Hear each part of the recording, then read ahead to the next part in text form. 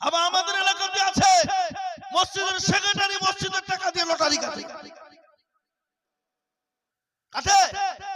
Lottery কেটে টেরে গুঁজেছে টেরে। শুক্রবার দিন আঁকা বিক্রি দাঁড়াতে গেছে, উঠতে গিয়ে ভাবছে লুঙ্গি খুলে গেছে, লটারি উপরে গেছে। ও লটারি তুলে লুঙ্গি তোলা বাদ দিয়ে লটারি তুলছে, বলে ইজ্জত চলে যায়, যাক বেজ্জতি হওয়া যাবে না। আজকে আমাদের পরিস্থিতিটা কোথায়? ইমাম নামাজ পড়েছে বেতন ৫,০০০।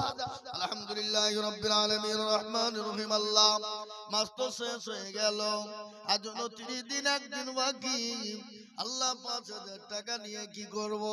আল্লাহ ছেলের জন্য ওষুধ কিনবো, স্কুলের ফিজ দিব, প্রাইভেটের মাস্টারকে টাকা দিব না কি করব?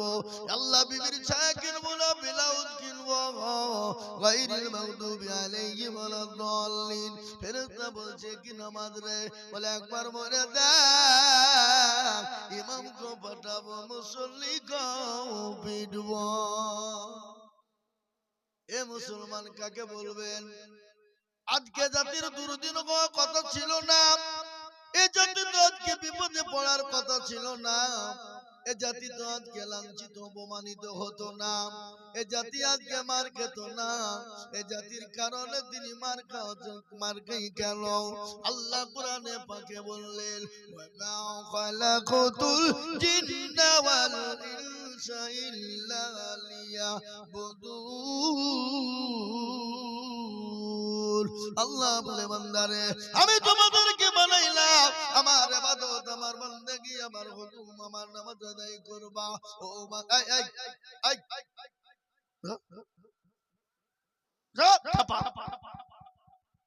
একজন উঠা হবে না, উঠলি কিন্তু খবর আছে। তুমি মামা হওয়ার আর ভাগ্নি হও, যেমন তাই চুপ করে বসে। মুসলমান দরদি, যেটা বলছিলাম, আজকে বলুন তো আল্লাহ কোরআনে পাকের ভিতরে নামাজ সম্পর্কে বর্ণনা একবার নয় দুবার নয় ৮২ জায়গায় আল্লাহ কোরআনের মধ্যে বলে দিয়েছেন, ও বান্দা তুমি নামাজ পড়াও, তোমার বাড়িতে বালা মুসিবত দূর হয়ে যাবে, তোমার রুজি রোজগারে বরকত দেবে। কিন্তু আজকে মুসলমান নামাজ কিন্তু পড়ে না। আল্লাহর নবী, দয়ার নবী, বিশ্ব নবী দুনিয়া থেকে যেদিন বিদায় হয়ে যায়, প্রচন্ড মাথায় যন্ত্রণা, বুকে যন্ত্রণা সহ্য করতে পারে না। বিশ্ব নবী বারংবার নামাজ সম্পর্কে বললেন, সাহাবারা, ও আমার সাহাবারা শোনো, তোমরা নামাজ ছেড়ে দিও না। ও আমার উম্মতেরা শোনো, তোমরা নামাজ কিন্তু ছেড়ে দিও না। বিশ্ব নবীর কাছে হযরত জিবরিল আলাইহিস সালাম এলেন, নবীকে সালাম দিলেন, সালামের উত্তরখানা দিলেন। রাসূলুল্লাহকে বললেন, নবী গো, আজ আপনার কাছে একজন নতুন ফেরেশতা নিয়ে এসেছি গো নবী। নতুন ফেরেশতা, যে ফেরেশতা জীবনেও কোনোদিন কারো কাছে অনুমতি নেয় না। আপনি যদি অনুমতি দেন আমি তাকে আপনার কাছে আনবো, আর আপনি যদি অনুমতি না দেন আমি তাকে আনবো না গো রাসূল। রাসূল বললেন, ও জিবরাইল, আমি যদি অনুমতি না দিই পালে চলে যাবে।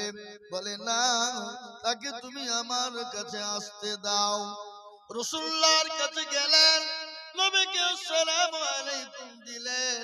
নবী সালামের উত্তর দিয়ে বললেন, ইয়া আখি আজরাইল, বলো কেমন আছো? বলে আমি ভালো আছি। নবী গো, আপনি কেমন আছেন? বলে আমি তো মোটেও ভালো নয়।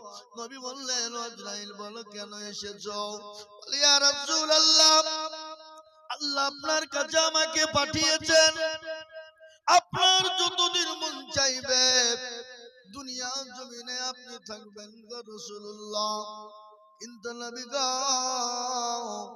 আপনি দুনিয়ার জমিনে থাকার চেয়ে ওগো রাসূল আল্লাহ অপেক্ষায় আপনার রয়েছে, আপনার দিদারে আল্লাহ পাগল হয়ে আছে গো নবী। রাসূলুল্লাহ বললেন, ও আজরাইল, তাড়াতাড়ি করে আমি নবীর জানটা কবুল করো। নবীজির বুকের উপর যখন হাতটা দেওয়া হলো, নবী বললেন, আজরাইল মনে হলো গোটা উহুদ পাহাড়টা আমি নবীর বুকের উপরে বসে গেল। ওগো আজরাইল বলো আমার উম্মত উম্মতির কি এতটা কষ্ট হবে? নবী বললেন বলো আমার উম্মত উম্মতি কি এতটা কষ্ট পাবে?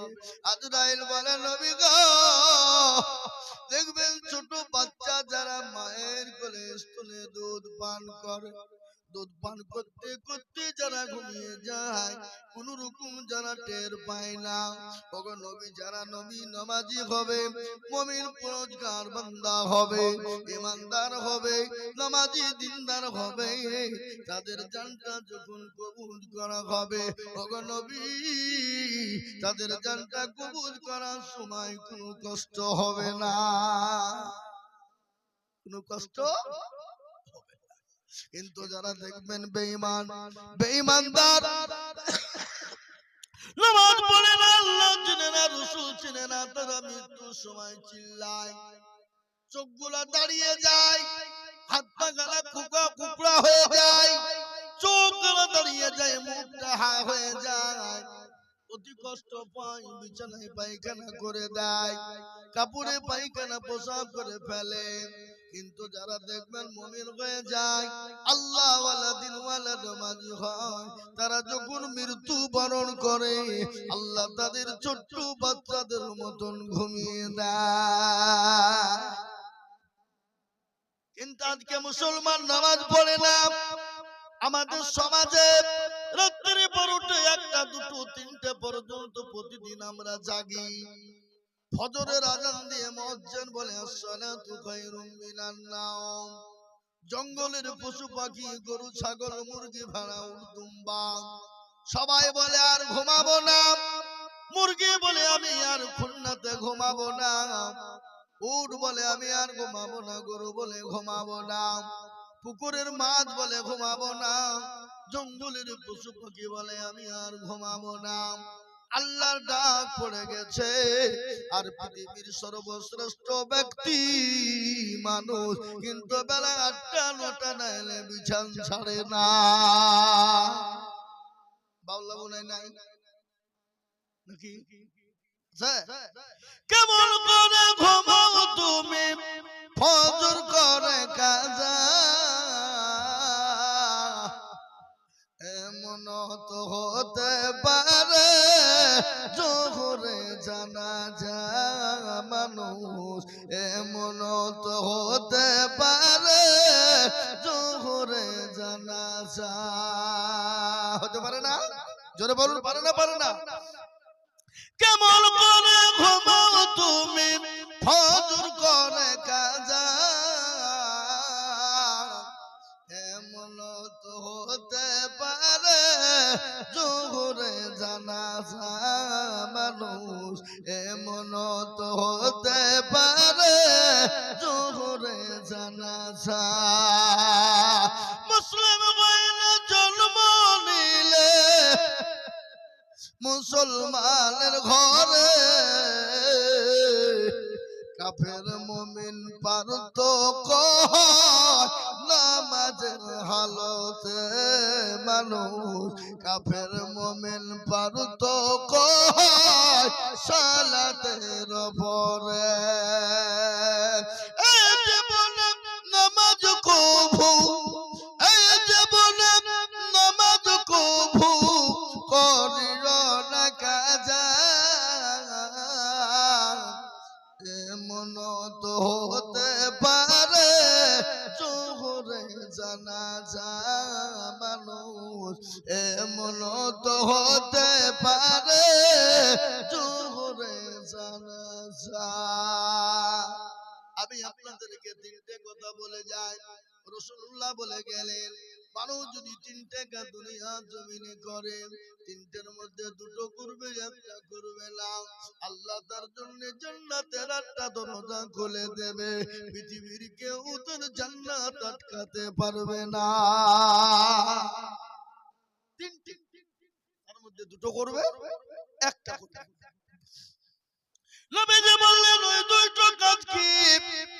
এক নম্বর, কোন ব্যক্তি যদি 5 ওয়াক্ত নামাজ পড়ে, ওই ব্যক্তি যদি 5 ওয়াক্ত টাইমে নামাজ আদায় করে নাই, ওই ব্যক্তি যদি 5 ওয়াক্ত জামাতে উলার সঙ্গে নামাজ পড়তে পারে, ওই ব্যক্তি যেন নামাজ কোনোদিন ছেড়ে না দেয়, নামাজ যদি কাজা না করে, আমার রাসূলুল্লাহ বললেন ওই ব্যক্তি আল্লাহ জান্নাতের 8টা দরজা তার জন্য খুলে দেবে, সে যে কোনো দরজা জান্নাতে ঢুকতে পারবে।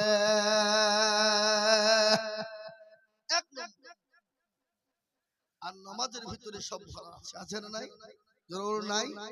আল্লাহ বললেন ইন্নাস সালাতা তানহা আনিল ফাহশাই ওয়াল মুনকার, একমাত্র মানুষকে খারাপি, অন্যায়, রাগাজানি, অত্যাচার, জুলুম, নোংরামি, বাটপারি, চিটারি থেকে বাঁচাতে পারে, সেটা হলো নামাজ।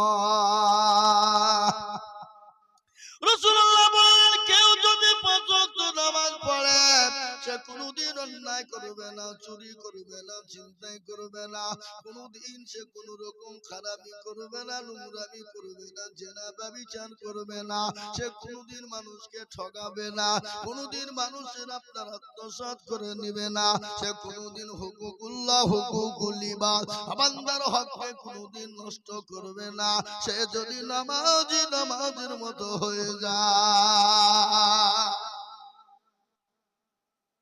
আর নামাজ যদি আমরা বলি নামাজে পড়বে এদিকে তাকাবো, তাহলে নামাজে কাজ হবে? এই রমজান মাসে আমি নামাজ পড়ছিলাম, আমার পাশে একজন তারাবি পড়ছে, 1 রাকাত হয়েছে বাবা, নামাজ পড়তে পড়তে কারেন্ট চলে গেছে, আর নামাজের পরই বলছে যা শালা কারেন্ট চলে গেল রে, নামাজ চলছে, নামাজের অবস্থা যা যা শালা কারেন্ট চলে গেল, নামাজ চলা অবস্থা, নামাজ হবে? যখন হবে কোনদিন নামাজ হবে না। আমি আপনাদেরকে বলে যাই ও মুসলমান গো, 1 নম্বর হলো নামাজ কেউ যদি 5 ওয়াক্ত পড়ে, আল্লাহ তাকে দুনিয়ার জমিনে হেফাজত করবে। আল্লাহ কোরআনে পাকের মধ্যে বলে দিলেন হাক্কান আলাইনা নাসরুল মুমিনিন, আমার আল্লাহ বলে দিলেন মুমিনের জান মাল তার সমস্ত জিনিসের দায়িত্ব আমি আল্লাহ নিজেই নিয়ে নিলাম। সুবহানাল্লাহ বলুন না, আল্লাহ নিজেই দায়িত্ব নিয়ে নিয়েছেন। কি নিয়েছেন না নাই? নাই জোরে বলুন। আজকে মুসলমান এত আপনাদের বিপদ, তারপর আল্লাহকে চিনি না। আজকে বিপদটা আমি আপনাদেরকে একটু শোনাই। কি বিপদ শুনলেন? আজকে ভারতবর্ষের জমিনে মুসলমানদেরকে তাড়িয়ে দেওয়ার জন্য বিভিন্ন কায়দা কৌশল চলছে বাবা। বলে মুসলমানকে থাকতে দেব না, এদেশ থেকে বের করে দেব, এদেশে থাকবে না, কোন রকম কত কায়দা চলছে বাবা।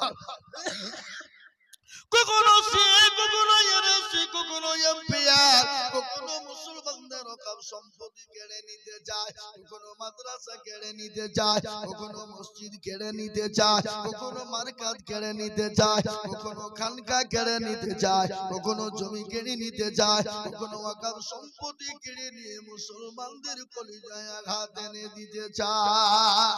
তারপরও যখন তাদের আত্মা মিটলো না, এবার একটা নতুন আইন তৈরি হয়েছে, আপনারা জানেন। সে আইনটা কি হলো? এসআইআর হয়ে গেল। কে বলল 1.5 লক্ষ মুসলমান, 1.5 কোটি রোহিঙ্গা মুসলমান এই দেশে প্রবেশ করেছে, কে বলছে 1 কোটি মুসলমান এই দেশে প্রবেশ করেছে, কে বলছে 1 মুসলমানকে দেশে রাখবো না, তাদের ঘাট ধাক্কা দিয়ে গলা ধাক্কা দিয়ে বের করে দিব। কিন্তু আল্লাহ বলেছে বান্দা আমি তোদের বলেছি আমি যাদের পাশে থাকবো পৃথিবীর কোন জালেম তোদের কেউ ক্ষতি করতে পারবে না। এসআইআর করতে গেল বাবা, এসআইআর করতে গিয়ে দেখা গেল পশ্চিম বাংলার মাটিতে খসড়া এসআইআর হলো 58,20,868 জন মানুষকে বাদ পড়া হলো। এসআইআর করতে গিয়ে দেখা গেল 5% মুসলমান, 95% আমার হিন্দু ভাইরা, সনাতনী ভাইরা, মতুয়া ভাইরা বাদ পড়ে গেল। পড়েনি? কথা বলো, পড়েছে না পড়েনি? এবার বলে শুনেন, আজকের গোসল হয়ে গেল বলে এসআইআর হয় নাই। এশার হতে হয় না। বলে কেন হয় না? বলে সব মুসলমানদের নামকে বাদ দিয়ে দিয়েছে। আমি আপনাদেরকে একটা কথা বলে যাই, মুসলমানদের ডকুমেন্টস আছে না নাই? জোরে বলুন, কথা বলেন না কেন? ওরা 2002 সালের আমাদের কাছে ডকুমেন্ট চেয়েছে। 2002 সাল কেন? তার আগের যদি ডকুমেন্টস চাইতো মুসলমানরা দিতে পারবে না?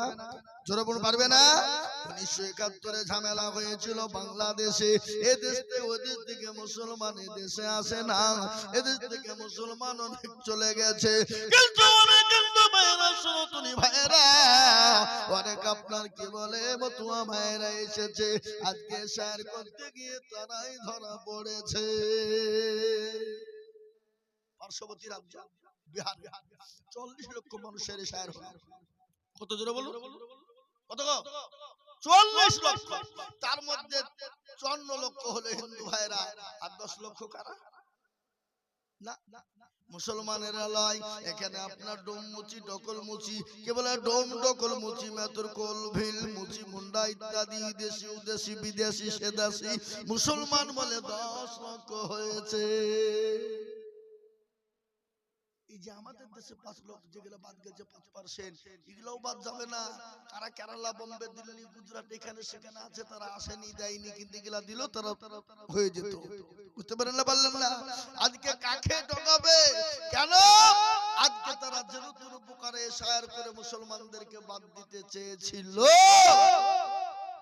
কিন্তু তারা পারেনি। বুঝতে পেরেছেন না? পারেননি, আর ইনশাআল্লাহ পারবে না। যদি মনে করে হুজুর আমরা তো কাগজ দিয়ে ডকুমেন্টস নিব না, বলে আপনাদের বাপ দাদা দিয়ে ডকুমেন্টস দেন। বলে আমাদের তার দাদা তার দাদা তার দাদা পুত দাদা অমুক দাদা তমুক দাদা 10 পিঁড়ির ডকুমেন্টস চাইলে আমরা মুসলমানরা দিতে পারবো? জোরে বলতে পারবো না? আমি ওয়ান ক্যামেরার সামনে বলছি, যদি বলে কি ডকুমেন্ট দিবে, আমাদের 10 বছর 20 বছর 15 বছর 20 বছর 50 বছর আগে যারা মারা গেছে বাবা, তারা তুমি তাদেরকে কবরে রেখেছি, তাদের মাংস গুলা পচে গেছে, কিন্তু হাড় গুলা যদি তুলে মেশিনে ভরে দেওয়া হয়, সেটাকে রিসার্চ করা হয়, ওরা বলে দিবে এরা কোথাকার প্রোডাক্ট বলে দেবে। কি দেবে না? জোরে বলুন, দেবে না? বলে দিবে। কিন্তু আমরা যদি তাদেরকে ধরে বলে তোদেরটা দেখা, ওদের মাল তো নাই বাবা, ওরা তো পুড়িয়ে ছাই করে দাঁত মাজন করে ফেলাইছে, দেখাবে থাকলে তো দেবে নাকি? বুঝছেন আপনারা? বলুন, ঠিক না? এ মুসলমান দরদি, আমি আপনাদেরকে আরো কথা শোনাবো, বসুন। আরো বিভিন্ন কথা আছে। আজকে ভারতবর্ষের মাটিতে আমাদেরকে বলে বিদেশি। আচ্ছা বলুন তো, আদবানির বাড়ি হলো পাকিস্তান, ইন্ডিয়াতে এসে হয়ে গেল স্বদেশি। অটল বিহারীর বাড়ি হলো পাকিস্তান, ইন্ডিয়াতে এসে হয়ে গেল স্বদেশি। সোনিয়া গান্ধীর বাড়ি হলো ইটালি, ইন্ডিয়াতে এসে হয়ে গেল স্বদেশি। বুদ্ধবাবু জ্যোতিবাবু বিমান বসুর বাড়ি হলো বাংলাদেশ, ভারতে এসে হয়ে গেল স্বদেশি। প্রণব বাবু মোদির বাবুর বাড়ি হলো বাংলাদেশ, ভারতে এসে হয়ে গেল স্বদেশি। আপনার মৃদুল চক্রবর্তীর বাড়ি হলো বাংলাদেশ, ভারতে এসে হয়ে গেল স্বদেশি। আর আমরা ইন্ডিয়াতে জন্ম নিয়ে আমরাই নাকি বিদেশি। এ সিংহলার ভিতরে আলো কি করে ঢুকলো বাবা? সিংহলার ভিতরে আলো কি করে ঢুকলো এটা বুঝে নিতে হবে। আমি আপনাদেরকে আরো বলি, শুনেলেন মুসলমান গো, আজকে ভারতের মাটিতে মুসলমানদের কি নাই? আজকে তোমরা তোমাদের মতো লাইন পাস করে তোমরা মসনদে বসে যারা বসে মুসলমানদের রকম সম্পত্তি কেড়ে নাও, কিন্তু মুসলমানরা রক্ত থাকতে মুসলমানদের রকম সম্পত্তি ছেড়ে দেবে না। দেবে? চলে বলুন, দেবে? আজকে আমাদের দেশে বাবরি মসজিদ হচ্ছে, জানেন কি না? এই বাবা জানেন আপনারা? কোথায় যায়? জোরে বলেন। এ মুর্শিদাবাদ কে চিনল না? গোটা ওয়ার্ল্ডে গোটা পৃথিবীতে জমে গেল বাবরি মসজিদ হচ্ছে বাবা। আচ্ছা বলেন, ওই বাবরি মসজিদ নিজে নিজের জায়গায় আমরা করি, নিজের সম্পত্তি দিয়ে করি, নিজের ঘাম ঝরানো পয়সা দিয়ে বানাই। আমরা তো কোনোদিন কোন সরকারকে বলিনি সরকার মশাই আমরা মসজিদ করতে পারি না, আপনারা একটু সাহায্য করবেন। বলেছি আমরা কোনোদিন? যারা বলে বলেছি, তারা রক্ত মসজিদ করছি বাবা। এই মসজিদ করতে গিয়ে দেখছি কাপ চুলকানি, কাপ দেখছি একজিমা, কাপ দেখছি দাগ, কাপ দেখছি বাবজি হাজা, আবার কাপ দেখছি অ্যালার্জি, কে দেখছি চুলকাতে চুলকাতে কাপড়কে মাথার উপরে। বুঝলেন না? এ মুসলমান, কিন্তু আমি আপনাদেরকে বলে দিই, মুসলমানদের 500 বছর পুরনো মসজিদ বাবরি মসজিদ ভেঙেছো, মুসলমানদের ক্ষত বিক্ষত করেছো, এখনো মুসলমানদের বুকের ঘাও কিন্তু শুকায় না। তোমরা জোর করে বাবরি মসজিদ ভেঙেছো, রাম মন্দির করেছো। আমরা সুপ্রিম কোর্টে 4 বার জিতেছিলাম, তারপরও তোমরা জোর জবরদস্তি করে মন্দির করেছো। আমরা ওটা মেনে নিয়েছি, ছেড়ে দিয়েছি। কিন্তু তোমার রাম মন্দির করেছো, কয়জন দেখে আর কত টাকা দেয়? কিন্তু ভারতের জমিনে আল্লাহ মুসলমানরা কবর রেখে গেছে, যে কবরটার নাম হলো তাজমহল। সে কবরটার নাম হলো তাজমহল, যেখানে বছরে কোটি কোটি কোটি কোটি টাকা ইনকাম হয়। ওটা কেন্দ্র সরকার ভোগ করে। যেখানে কুতুব মিনার, ওখানে কোটি কোটি টাকা ইনকাম হয়, ওটা কেন্দ্র সরকার ভোগ করে। যেটা আপনার নিজামুদ্দিন আউলিয়া কোটি কোটি ইনকাম হয়, ওটা কেন্দ্র সরকার ভোগ করে। যেটা কাজা করিবে না কাজমাইনুদ্দিন চিশতি রহমাতুল্লাহ আলাইহি যেখানে শুয়ে আছেন, ও রাজস্থানের মাটিতে যেখানে কোটি কোটি টাকা ইনকাম হয়, ওটা কেন্দ্রীয় সরকার ভোগ করে। করে কিনা জোরে বলুন? এই করে না? ওটা হলো ভারতের কেন্দ্রীয় সরকার।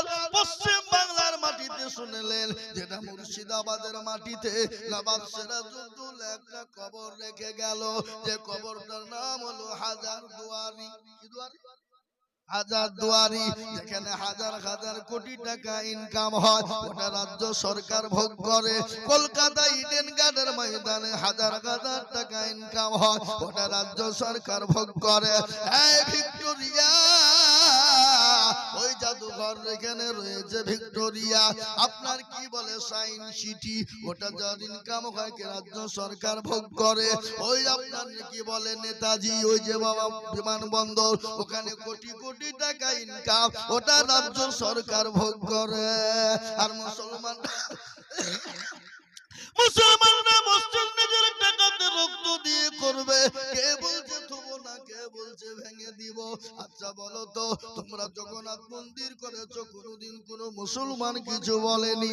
কেন মন্দির করবা কোনোদিন বলেনি? তুমি তো সরকারি টাকাতে মন্দির বানিয়েছো, এটা আমরা কিছুই বলিনি। আর মুসলমান মসজিদ বানাবে, এতে তোমাদের চুলকানি। ঠিক না বেটি? জোরে বলুন। আজকে মুসলমানরা কি কোথায় যাবেন? মুসলমান দরদি আমার ভাইরা, ও আল্লাহ ওয়ালারা, দিনওয়ালা ঈমানওয়ালারা, আজকে মুসলমানদের অস্তিত্ব তারা রাখতে চায় না। কিন্তু ভারতের জমিনে মুসলমানরা কত বছর রাজত্ব করেছিল, জোরে বলুন। কে জানেন আপনারা? এগুলা ইতিহাস পাবেন না, এগুলা ইতিহাসে দেবে না। কেন? মুসলমানরা জেনে নিবে, তার লাগে স্কুল কলেজ ইউনিভার্সিটিতে সব নাই। এখন বলেন তো, 750 বছর মুসলমানরা রাজত্ব করেছিল। আপনারা বলুন, 750 বছর মুসলমানরা রাজত্ব করতে গিয়ে মুসলমানরা যদি একবার মনে করত জীবনেও কোনদিন ভারতের জমিনে কোন জাতি থাকবে না, কোন ধর্ম থাকবে না, অনলি ফর মুসলমান থাকবে, কোন মন্দির থাকবে না, কোন গির্জা থাকবে না, কোন গুরুদুয়ার থাকবে না, তাহলে ভারতের জমিনে কোন জাতি খুঁজে পাওয়া যেত না, কোন মন্দির গির্জা গুরুদুয়ার পাওয়া যেত না। কিন্তু না না, আল্লাহ কোরআনে পাকে বললেন, লাকুম দীনুকুম ওয়ালিয়া দীন, তোমার ধর্ম তোমার কাছে, লা ইকরাহা ফিদ্দীন, তোমরা ধর্মের ব্যাপারে কোনো বাড়াবাড়ি করো না। কোরআন বলেছে, বলেছে না? বলেন, নিজেরা বলুন। কিন্তু যে জাতি কোনোদিন অন্য কোন জাতিকে লাড়ে না, যে জাতি কোন জাতির উপর আক্রমণ করে না, যে জাতি কোন জাতিকে আপনার খারাপ ভাবে না, যে জাতির কোন ধর্মে আঘাত করে না, আজকে তোমরা 2 দিনের মসনদ পেয়েছি আর পেয়েছো, আজকে তোমরা মনে করছো আমরা সবাই মুসলমান হব না।